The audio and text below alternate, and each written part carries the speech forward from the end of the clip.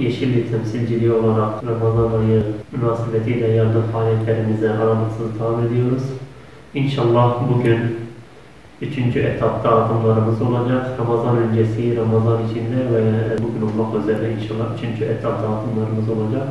Bugün inşallah tespit ettiğimiz yetim ve muhtaç ailelerimize yine gıda, kırmızı et ulaştıracağız Allah'ın izniyle. İnfak eden kardeşlerimize teşekkür ediyoruz. İnfaklarını inşallah Allah'ın izniyle muhtaçlara ulaştırıyoruz. Sıkıntılar var, muhtaçlar başvurularını yapıyorlar. Biz de bunları değerlendiriyoruz. Tespit komisyonlarımız bunların durumlarını tespit ediyor.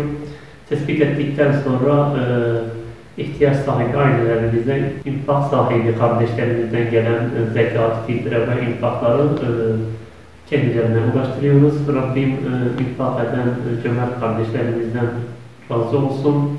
Malum her seferinde aynı çağrı yapıyoruz. İmkanı olan kardeşlerimizi daha fazla infak etmeye, daha fazla gönüle dokunmaya davet ediyoruz.